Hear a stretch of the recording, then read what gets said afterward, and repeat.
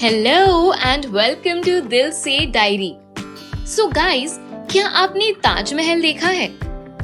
मेरे हिसाब से ना ताजमहल की खूबसूरती वही लोग समझ सकते हैं जिन्होंने इसे अपनी आंखों से देखा हो। यहाँ हर पत्थर पे खूबसूरत नक्काशी की हुई है जो एक अद्भुत कला का प्रतीक है। ताजमहल को देखना एक खूबसूरत सपने जैसा होता है और इसकी खूबसूरती में आप मानो कहीं खो जाते हैं।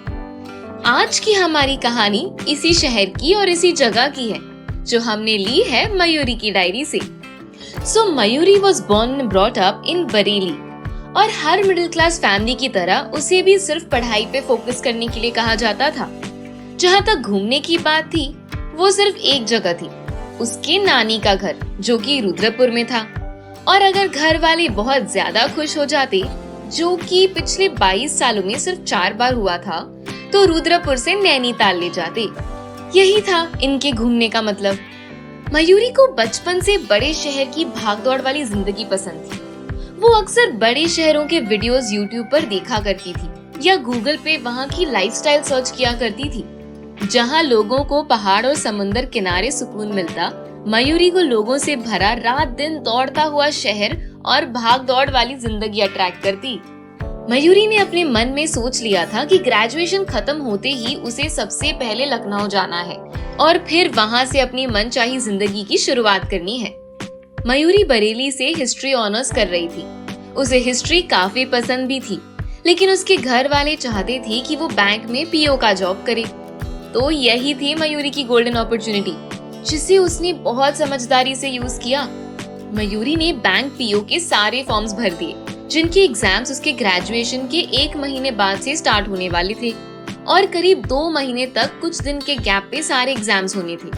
और मयूरी ने बड़ी चालाकी से अपने सारे एग्जाम्स का सेंटर लखनऊ डाल दिया। Very smart Mayuri. अब घर वाले उसे खुद ही लखनऊ पहुंचाकर वापस आ गए, एक पीजी दिलाया और पास ही के इंस्टीट्यूट में प्रैक्टिस टेस्ट के लिए एडमिशन भी करवा दी। अब यहाँ से उसकी एक नई लाइफ की शुरुआत हुई। उसने लखनऊ के कॉलेजेस में मास्टर्स के लिए पता करना शुरू किया ताकि वो पहले ही एडमिशन की पूरी तैयारी कर सके और उसे वापस बरेली ना जाना पड़े। और साइड बाय साइड उसने रेडियो में as an RJ part time job start कर ली, जिससे उसे कुछ पैसे मिल जाते और वो पूरे लखनऊ को एक्सप्लोर करती। हर दिन एक नई जगह। मयूरी को जैसे लखनऊ का चप्पा चप्पा याद हो गया था। लखनऊ की शर्मा की चाय से लेके टुंडे कबाब तक, अमीनाबाद से लेके शॉपिंग की सारी छोटी छोटी गलियों तक, 1090 से लेके हजरतगंज की शाम तक, कुछ उसकी लिस्ट में बचा नहीं था।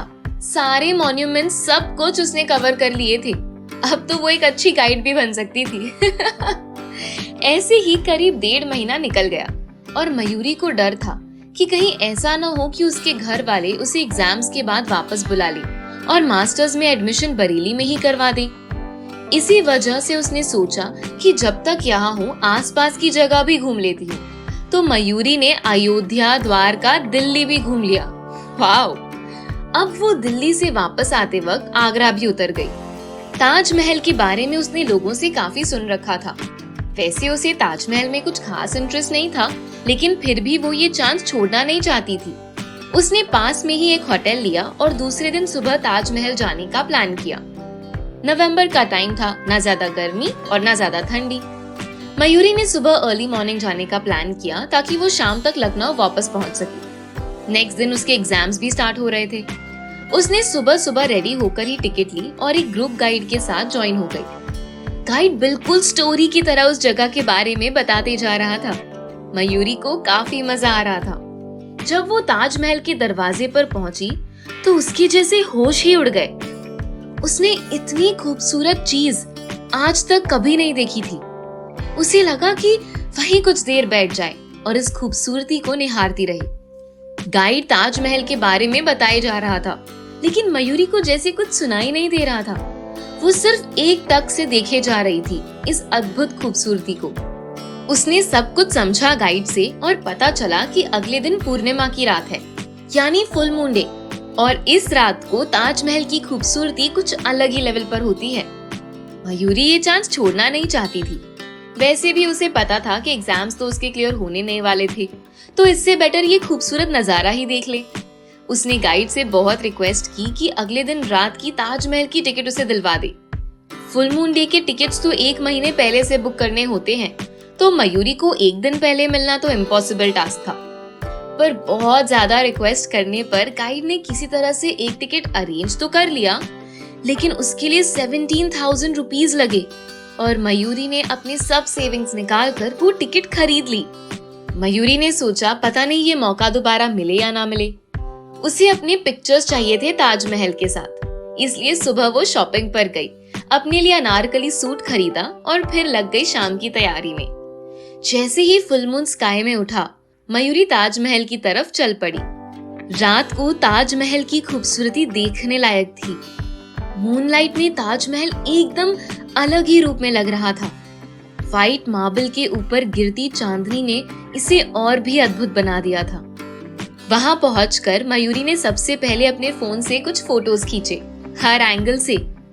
एक मोमेंट में ताजमहल और चांदनी रात के बीच वो खुद को एक कहानी का हिस्सा महसूस कर रही थी। वहीं पे बैठकर मयूरी ने अपनी आंखें बंद करके एक डीप ब्रेथ लिया। उसको लगा कि उसकी सारी लाइफ की टेंशन खत्म हो गई थी। पर सडनली उसका फोन बज किया। वो मैसेज था उसके पेरेंट्स का, एग्जाम्स के रिमाइंडर के साथ। उसने सोचा कि बस एक रात और, कल से वापस रियल लाइफ में ही आना है। लेकिन अभी के लिए वो इस मोमेंट को एंजॉय करना चाहती थी।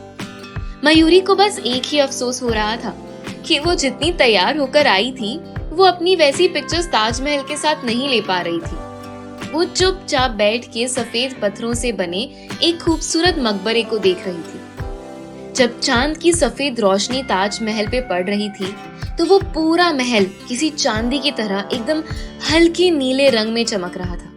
ये खूबसूरत नजारा सिर्फ कुछ लकी लोगों को ही नसीब होता है। मयूरी ने अपने फोन में गाना लगाया। बड़ी अच्छी लगते हैं ये धरती, ये नदियाँ, ये रहना और तुम। तभी पीछे से एक आवाज आई, excuse me, can I take your pictures with Taj Mahal? और यहाँ से आया मयूरी की स्टोरी में एक खूबसूरत टर्न। अब ये आवाज थी किसकी? क्या मयूरी ने पिक्चर्स खिंचवाए या नहीं? होल्ड, अपनी क्यूरियोसिटी को यहाँ होल्ड पर रखें और इसके बारे में आगे जानने के लिए stay tune for Mayuri's diary part 2। Sorry guys, but आपको थोड़ा इंतजार करना पड़ेगा। अगर आपको ये स्टोरी पसंद आई तो इस वीडियो को लाइक और शेयर जरूर करें। And yes, do subscribe to our channel Dil Se diary. और अगर आप भी कोई अपनी स्टोरी हमारे साथ शेयर करना चाहते हैं तो हमें मेल जरूर करें। See you in the next video guys. Bye bye.